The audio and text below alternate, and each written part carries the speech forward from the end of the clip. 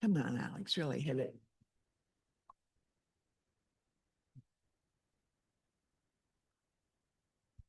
Boy, this is sparse for a potluck Sunday. Everybody's home cooking. Go ahead and have everybody take a seat. Big Bill. Hey, Bill. Oh.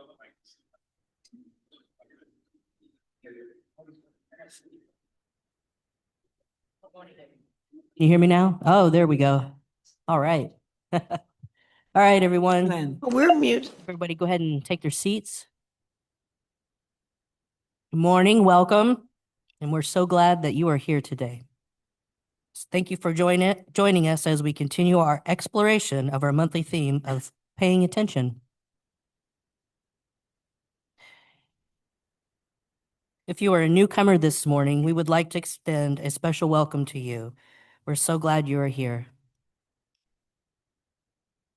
If you would like to know more about what's going on at the fellowship 7 days a week, please give us your email address. If you are here at the fellowship, you can fill out one of these blue welcome cards right here. Leave it on your chair or give it to a greeter. If you're online, go to the link in the chat to fill out our welcome card. Current members can use the welcome card to update their information too.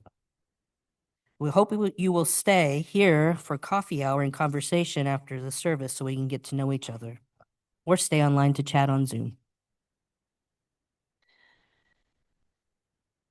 Since we are here in a time of ministry and covenant, we are asking that we hold all applause until the end of the service.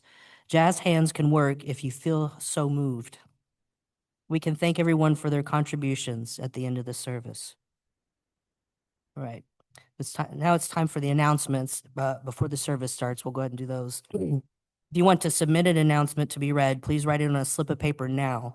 They are in the basket in the back row, and feel free to bring it up or raise your hand if you have a written announcement ready to collect. You may also raise your hand if you need us to come to you for an announcement.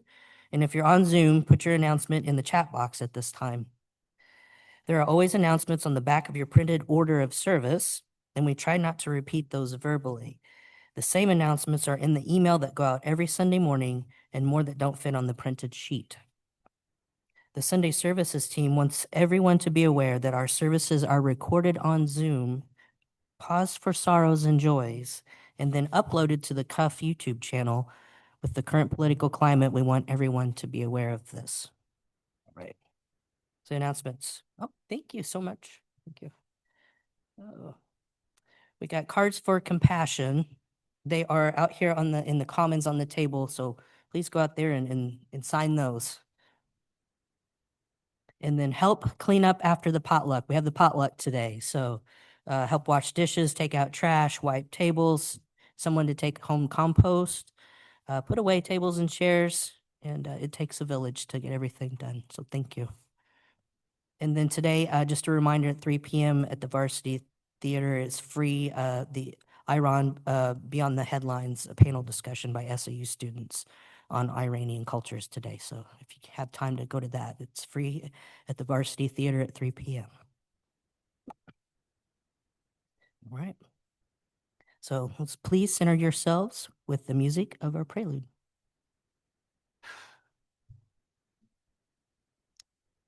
This is Colleen. She didn't make it into the order of service, but I want you to know she's singing with us. I think a lot of you know her. Carolyn over here. I'm an excitable boy, so this song is good. We calm down, center ourselves. I'm telling that to myself, not to you.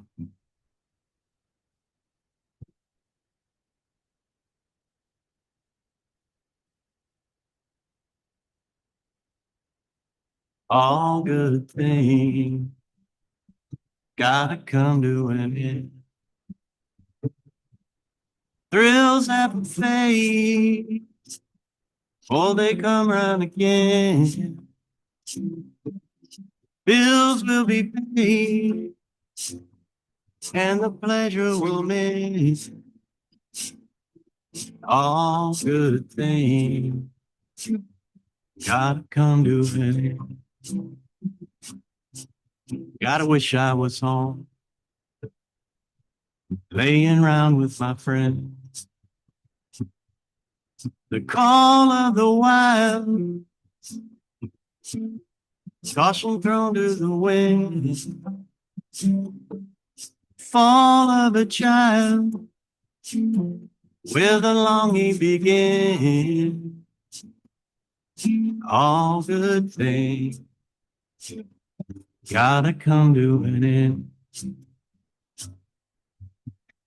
Like a river flows, rolling till it ends in the sea. The pleasure grows, rolling till it ends in you and me. Now as the dawn gathers into the sky, legions of mine go gather by. Regions of light grow dim and die. We with our wings wait for morning to fly.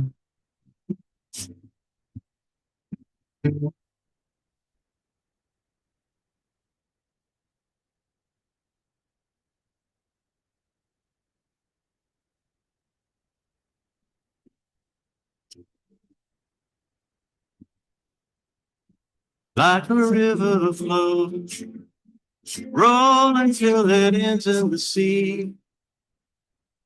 Our pleasure grows, rolling till it ends in you and me. Here where the angels have appeared and gone.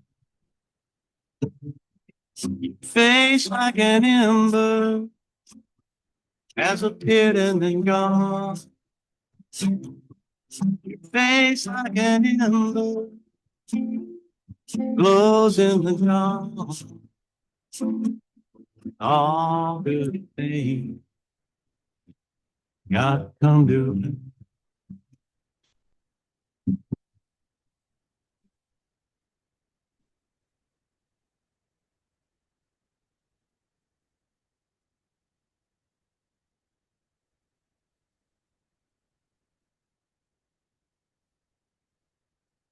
all good things gotta come to an end. Thrills have to fade before they come round again. Bills will be paid and the pleasure will mend. All good things gotta come to an end. All good friends, all good friends, all gotta come to an end.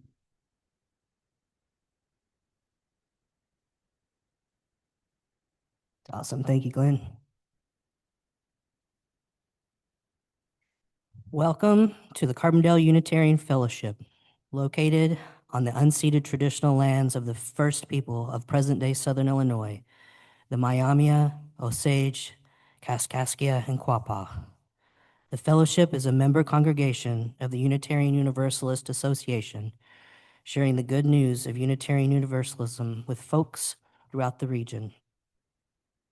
Our good news is a message of love, freedom, reason, respect, and justice as the basis for religious community.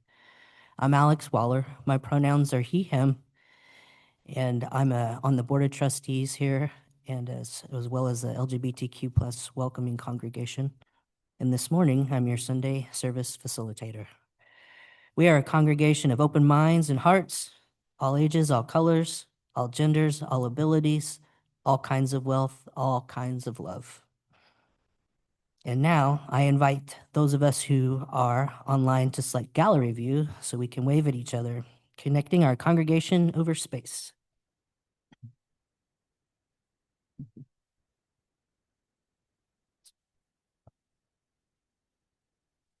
Currently, Cuff is lay led with the Sunday services team planning our services using the rich spirit and many talents of our congregation's members and friends. In addition to members, services may include guest speakers and ministers. Please join us on Sunday mornings or at our Wednesday evening vespers on Zoom as we await our new minister in August. For our chalice lighting today, I will share We Come Together by Kathleen McTeague. We come together this morning to remind one another to rest for a moment on the forming edges of our lives, to resist the headlong tumble into the next moment until we claim for ourselves awareness and gratitude. Taking the time to look into one another's faces and see their communion, the reflection of our own eyes. This house of laughter and silence, memory and hope is hallowed by our presence together.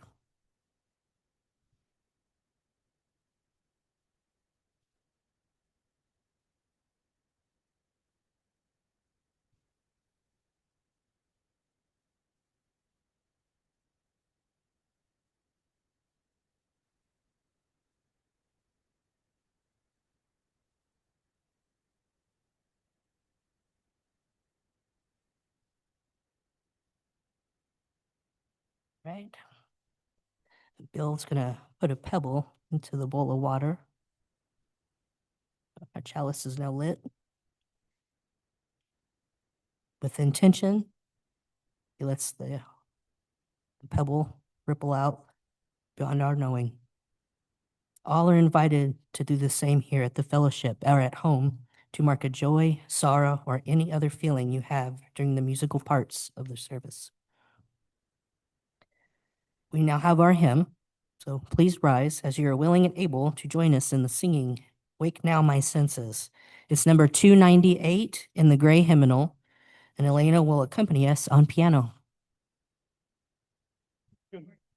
Oh, I'm sorry, the organ.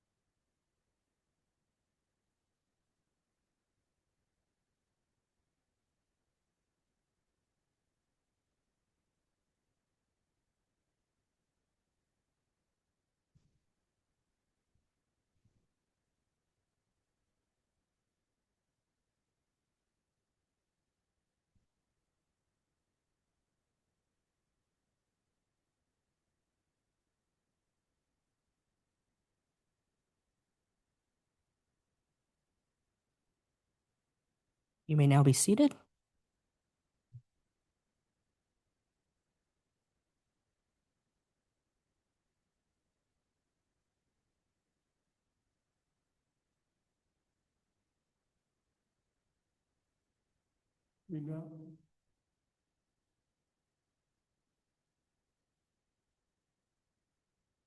Now enter a time of special recognition of joys and sorrows felt by those in this community. We begin with sorrows, recognizing that a sorrow that is shared is more easily borne. If you have a personal sorrow that you wish to share with us, I invite you to come forward, but first we begin with those online. This is the second Sunday of the month, so it's Social Action Sunday. I invite Rick Runge to come up and tell us more about the Murfreesboro Food Pantry.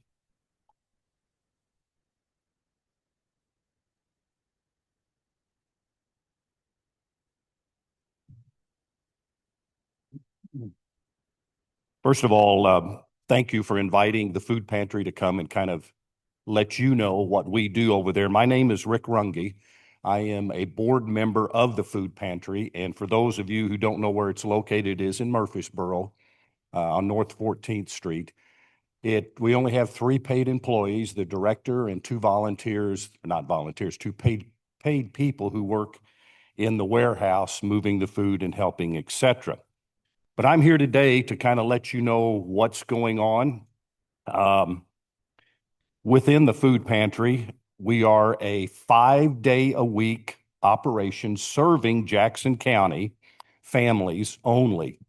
Do we occasionally get somebody that stops in from outside the county? Yes. Do we turn them away? No. But it's supposed to be for Jackson County families. In 1 month, we will serve anywhere from 1,500 to 2,000 individuals. And the reason there's such a delta there between the two is because when school lets out, the numbers that we serve increase. And then when we have holidays, the same thing happens. The need increases quite a bit. I'm going to give you a bunch of figures, and these, every time we have a board meeting, these are the figures that I really like to see. It tells you what we're doing, who we're reaching, etc. So in February, I don't have Marches yet. In February, we served 498 households, which is an increase of 20% over February last year, and a 17% increase over just January. So we're seeing increases in needs.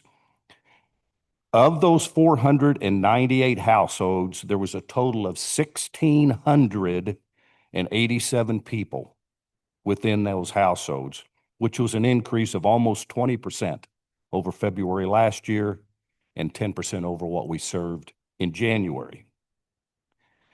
This is a figure that really kind of gets to me.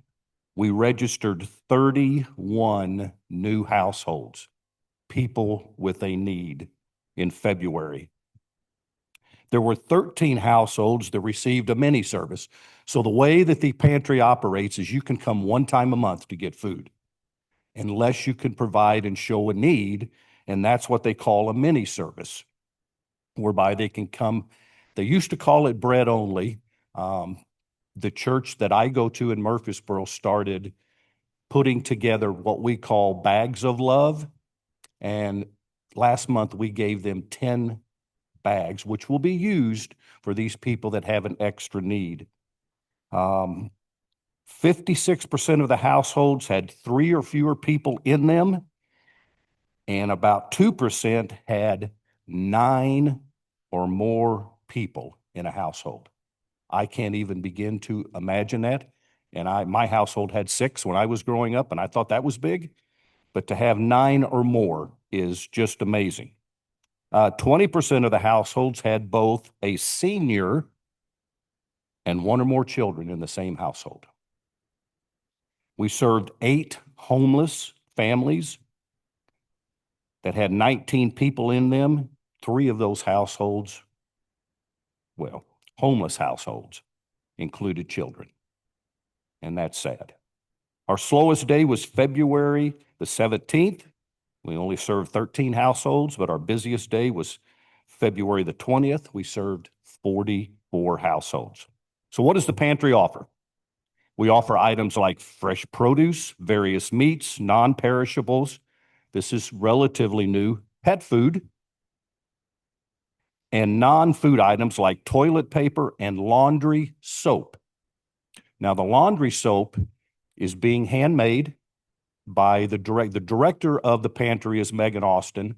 Her mother, Janet, heads this up, where they have ladies come in once a month and they make laundry soap to be able to hand out.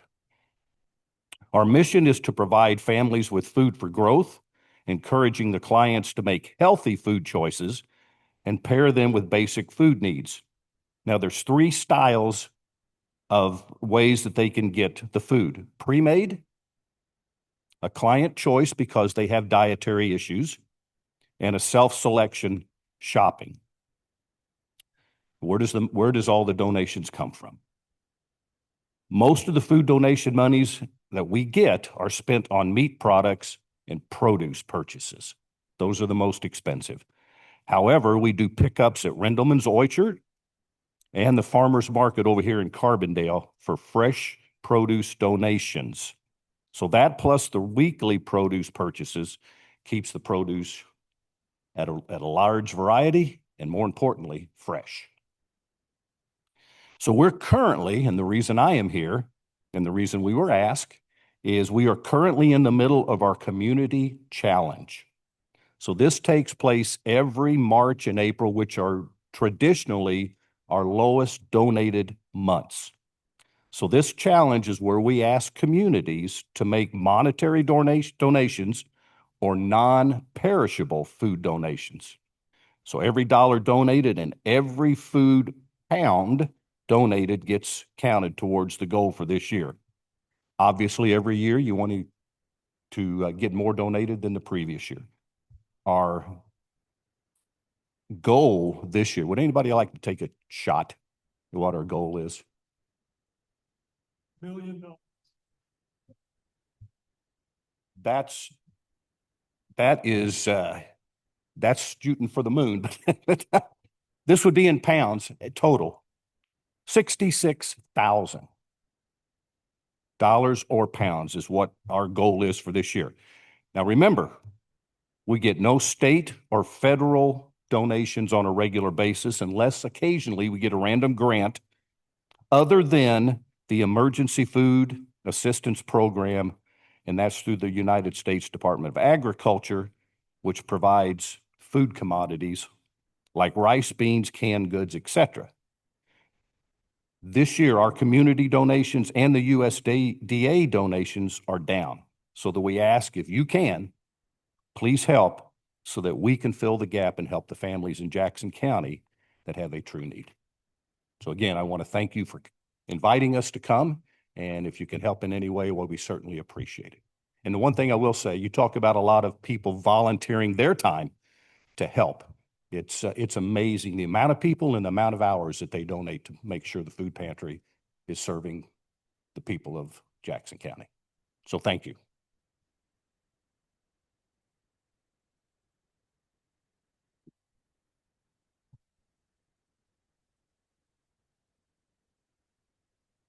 Thank you, Rick. In our fellowship, we share so many things: time, efforts, talents, spirit, and money. We share with this fellowship and for the needs of the fellowship, but we also share with our greater community beyond these walls. You may contribute to the fellowship or to our social action offering recipient for April, the Murfreesboro Food Pantry, which we just heard about. There is also more information about the Murfreesboro Food Pantry in your order of service. Checks should be made payable to CUF, and you can also donate online via PayPal. The link is in the chat and in your order of service.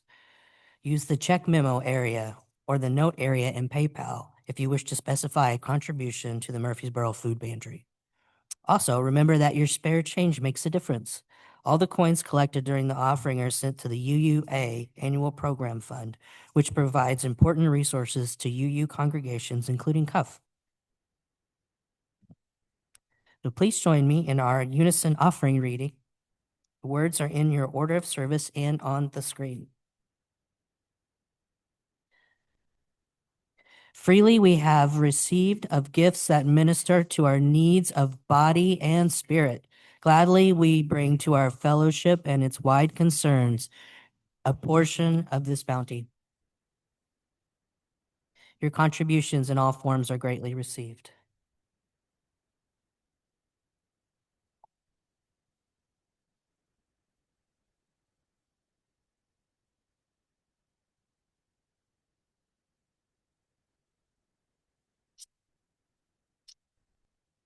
How's that?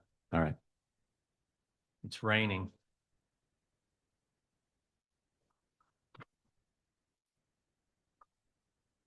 There's a rain coming down in the valley. We're gonna wash in the river so deep. There's a rain coming down in the valley. Oh Lord, there ain't no devil going where I go. There ain't no devil going where I go. There ain't nobody gonna bring me down. There ain't no devil now. Gather up, the rains are coming. There's a rain coming down. Meet me out at the edge of town.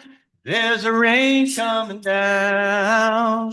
Tell everybody that the water's rising. There's a rain coming down. You think it's tame, but it'll put you in the ground.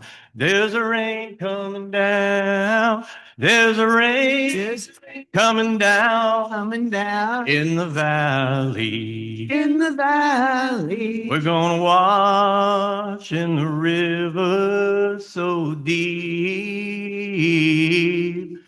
There's a rain coming down in the valley. Oh Lord, there ain't no devil going where I go. There ain't no devil going where I go. There ain't nobody gonna bring me down. There ain't no devil now. I love all my children here. There's a rain coming down. Roots that grow in the river for the trees. There's a rain coming down. Tell what the water couldn't take from me. Tell what the water couldn't take from me. Oh, tell the water couldn't take from. Oh, tell what the water couldn't. Oh, there's a rain coming down in the valley. In the valley. We're gonna wash in the river so deep. There's a rain coming down in the valley. In the valley. Oh Lord, there ain't no devil going where I go. There ain't no devil going where I go. There ain't nobody gonna bring me down. There ain't no devil now. There ain't nobody gonna bring me down. There ain't no devil now.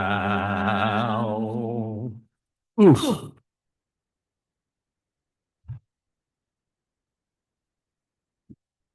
Awesome, Glenn. Thank you. And now I invite Bill to share his message on keeping the Sabbath.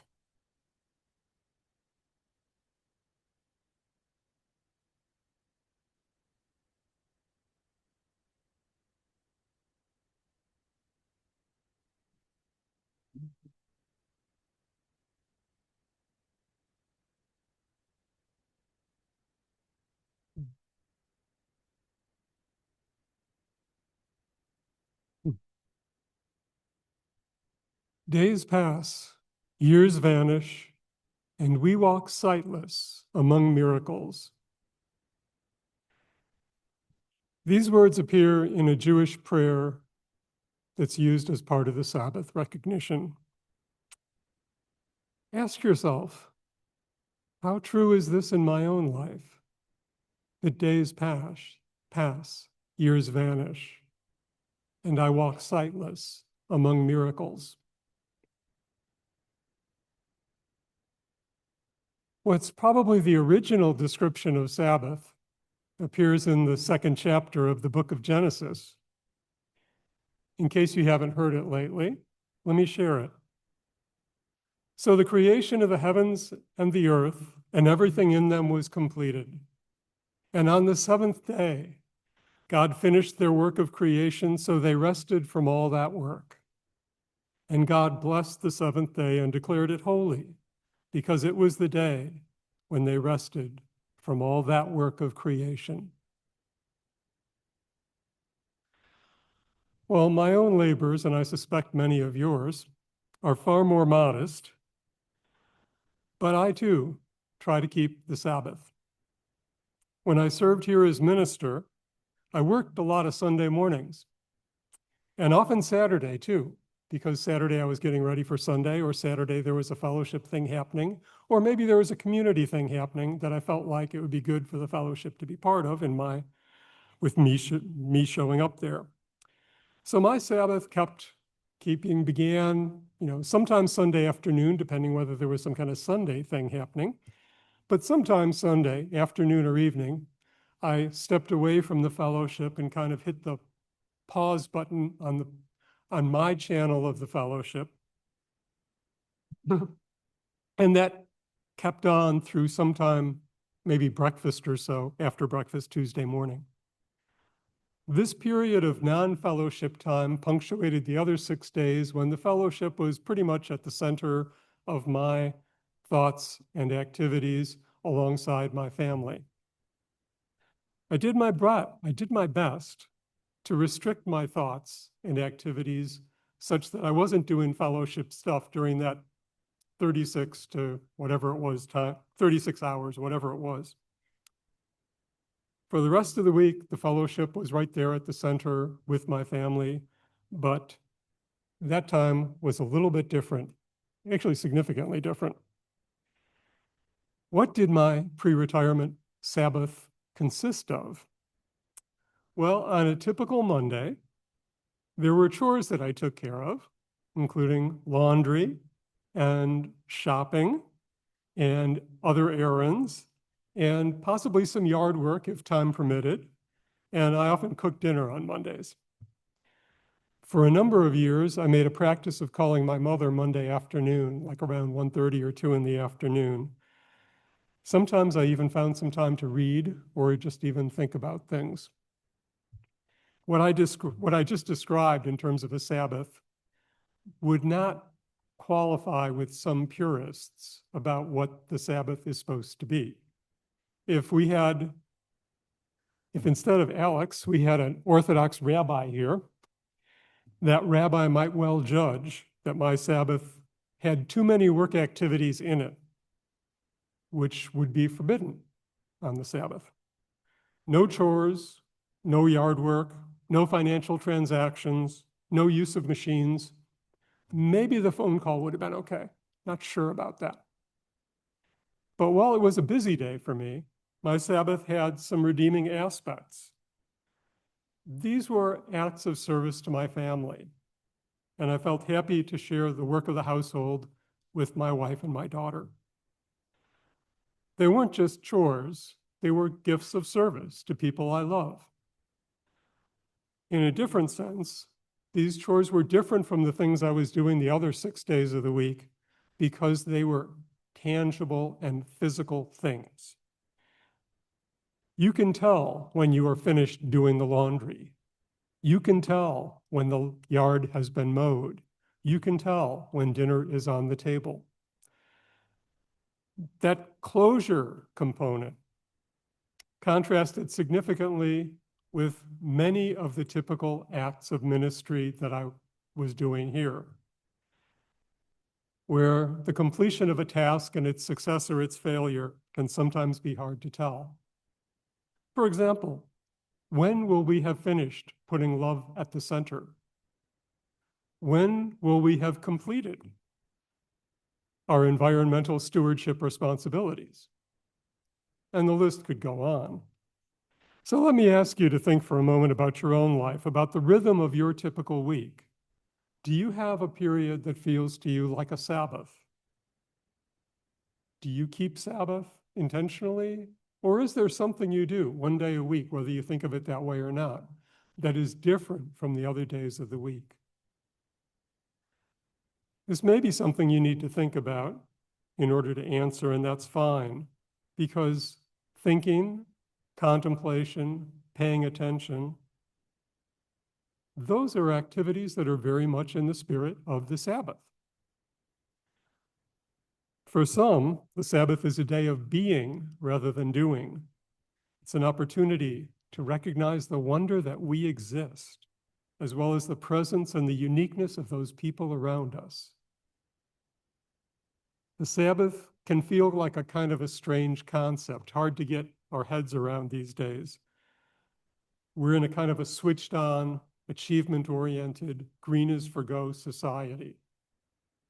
The Sabbath calls us to pay attention, to acknowledge the gift of our very existence as living beings on this incredible earth, as well as the gifts of relationship with others.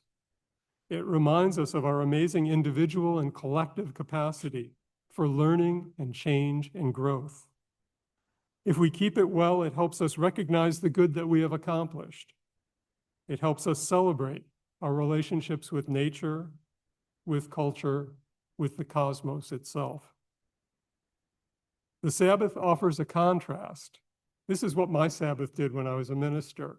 Whatever else was true, it was a different day. It offers a contrast with what happens on the other 6 days of the week. It structures our lives into a rhythm, punctuating 6 days of one kind of labor with a 7th day that's intentionally different. In the very earliest days of humans, like back when Genesis was written, almost everybody was engaged in hard physical labor almost every day. That 7th day, where your aching muscles and joints got to recuperate a bit, must have been positively therapeutic. In today's context, where so many of us work mentally and emotionally more than we work physically, we might think of the Sabbath as a day where we are as physically active as feels good, kind of, again, providing that contrast by undertaking a higher level of physical exertion. A well-kept Sabbath invites us to step outside our regular world of activity and responsibility, allowing us perspective on our lives and our context. By setting down the weight of responsibility for 24 hours, we can calm our busy minds, rest our weary bodies, and calm our frantic spirits. In this way, Sabbath equips us to return to our responsibilities and sometimes even helps perform them more effectively. This is kind of the paradox of the Sabbath, right? Somehow, by stopping the work for a day, sometimes we actually get it done better and quicker than we might have if we hadn't stopped. That sounds kind of weird, counterintuitive, but it makes sense to me for a number of reasons. First, after a day off, I've had a break and I come back feeling more physically recharged. Sometimes I gained a new perspective on something I was grappling with, had a new idea about how to approach it, thought of new resources I could use, or perhaps the passage of time allowed some kind of seed of an idea in the back of my mind to sprout and push its way into my prefrontal cortex, where my thinking happens. Third, with the advantage of some time away, if a situation had an emotional charge to it, maybe that's somewhat relaxed, such that I don't feel as emotionally engaged as opposed to thinking about how to handle it. And finally, there's times when I've come back to things and realized, it's really not that important. If I don't do this, will anybody actually notice? We could call this line of thinking the productivity argument for the Sabbath. Keep the Sabbath because if you do, you'll be more productive on the other 6 days of the week. I think there's actually some truth to that argument. At least it has been true for me. But I think there's another argument that's more fundamental. I'll call it the awareness argument. The awareness argument goes like this. One can only truly appreciate one's life and the context within which it fits from some vantage point outside of that context.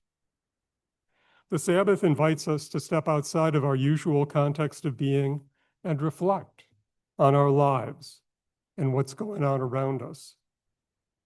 I hope this is part of what happens for you when you're here on Sunday. Maybe not every Sunday, but at least occasionally on a Sunday.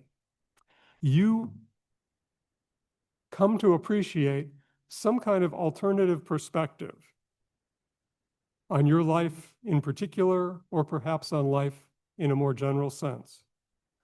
I hope that your time with us on Sunday counteracts the warning of that Jewish Sabbath prayer. Days pass, years vanish, and we walk sightless among miracles. Certainly the days pass and the years vanish, no question about that. But I find that being present here can sometimes open my eyes. Within this community, I have come sometimes to new appreciations of the wonder present in some aspect of my life or the life of this community or the life beyond these walls. It helps me pay attention, and sometimes I catch a glimpse of a miracle. One writer describes a Sabbath along those lines in these words. Sometimes on my Sabbath, I sit in our living room and look at the trees through the window. They are amazingly beautiful in their different seasons. As I sit there, I realize that all week long, I have rushed in and out of this room without noticing any of the trees. The trees teach me a deep truth. It is right and good that I work hard 6 days of the week, striving toward the goals God has laid on my heart. As I work hard, I miss some of the beauty that surrounds me. So it is also right and good that I spend 1 day each week resting in joy. On that day, I can enjoy the miraculous beauty of the world, and I can cultivate thankfulness. The Sabbath offers us the space to be thankful, to cultivate intimacy, to recognize the richness in our lives and our relationships. It offers us these gifts, but we are human, and we do not always accept them. A contemporary Christian theologian has noted our common resistance to Sabbath keeping, commenting, "Sabbath is a gift, but we are so reluctant to accept it that God had to make it a command."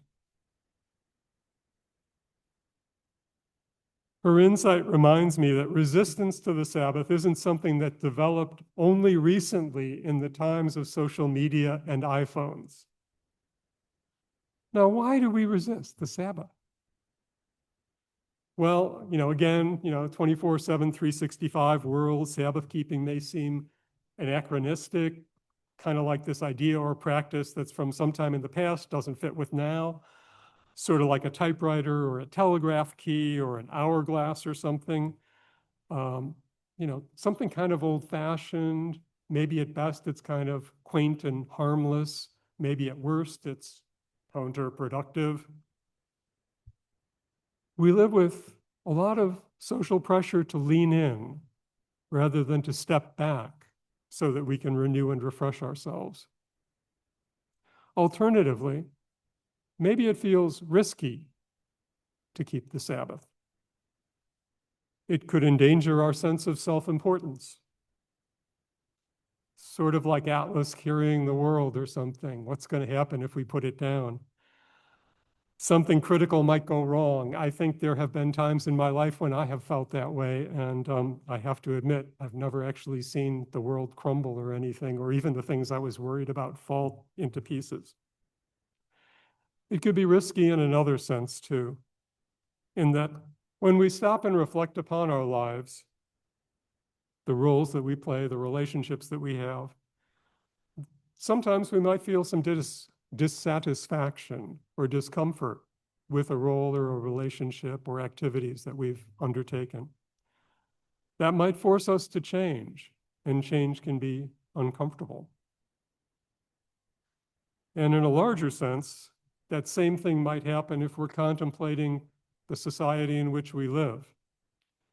It's not hard to think about things in our society that are not the way we want them to be. As a matter of fact, it may be kind of hard to think about things in our society that are the way we want them to be sometimes.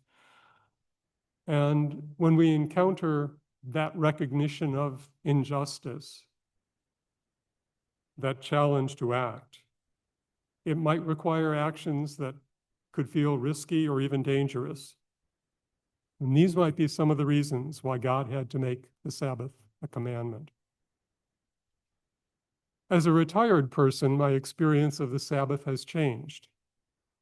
I have a lot fewer explicit responsibilities on a day-to-day basis, and a whole lot more flexibility in my weekly schedule. There's a kind of a sense in which any day could be the Sabbath. I don't experience Sunday mornings here the same, today maybe being an exception, but rather I can come and open myself to possibility as opposed to feeling like I need to bring a sermon with me.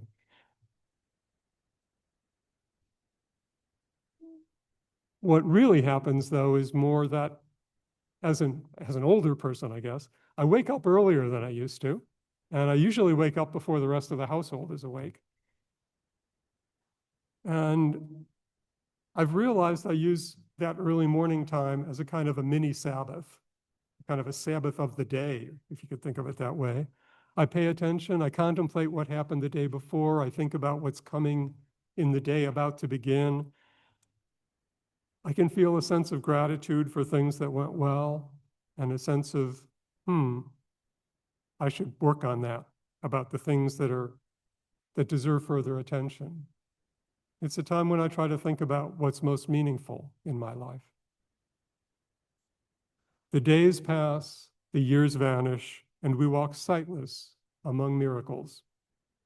Keeping the Sabbath punctuates the passing of the days and the vanishing of the years.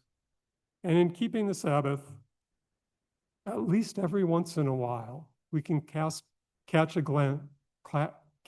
glimpse of something beyond the ordinary. For example, when I came in this morning, I noticed a balloon.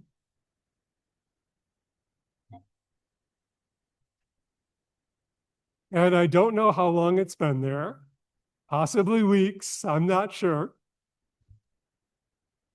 But it can be something a little bit more special than a balloon, too.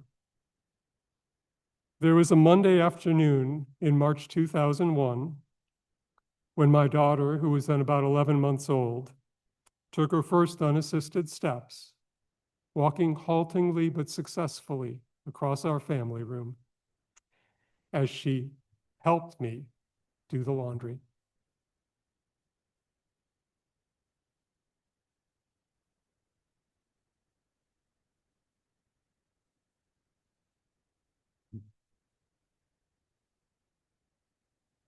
Okay. Let me tune up a message. We'll carry it. Tuning's good. Your message is tuning me, so.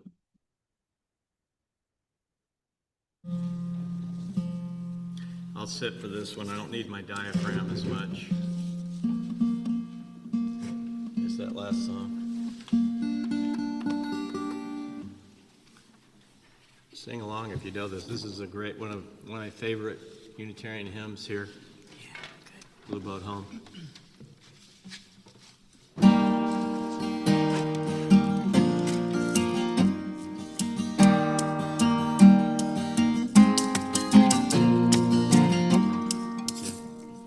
Something's wrong. Sorry.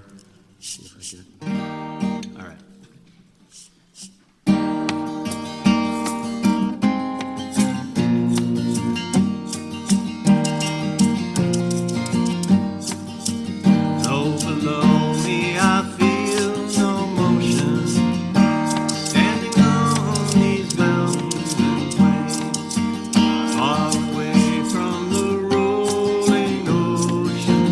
still my dry land heart can say, I've been sailing all my life now, never have I known. The wide universe is the ocean I travel, and the earth is my blue boat home. Sun my sail and moon my rudder, as I fly the starry sea, leaning over the edge and wonder, casting questions into the deep, drifting here with my ship's companions, all we kindred pilgrims come, making our way by the lights of the heaven in our beautiful blue boat home. I give thanks to the waves of holy wind, hail the great winds urging me on, treat the infinite sea before me, sing the sky my sailor song. I was born upon the fathom, never harbor nor port had I known. My universe is the ocean I travel, and the earth is my blue boat.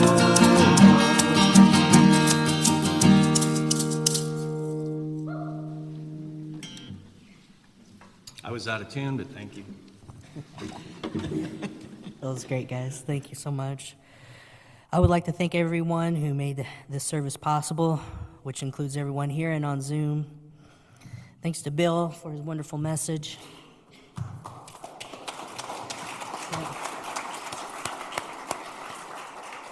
Thanks to Rick for telling us about the Murfreesboro Food Pantry. Thanks to Glenn, Carolyn, and is it Colleen? All right. Thank you to Elena for her accompaniment. Our wonderful Bill is AV host. And Corbin. Thanks to Jean and Jean for greeting. I'm supposed to thank myself, and I apologize for being so flat today. The pollen's really kicking my butt. So everybody have a great Sunday. Thank you so much.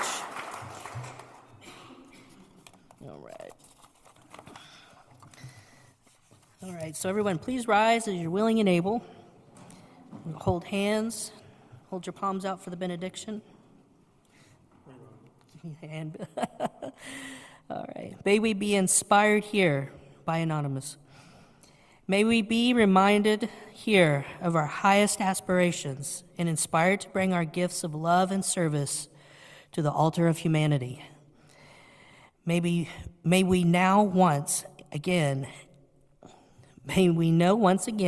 that we are not isolated beings, but connected in mystery and miracle to the universe, to this community, and to each other. Blessed be, go in peace with love for justice. Thank you.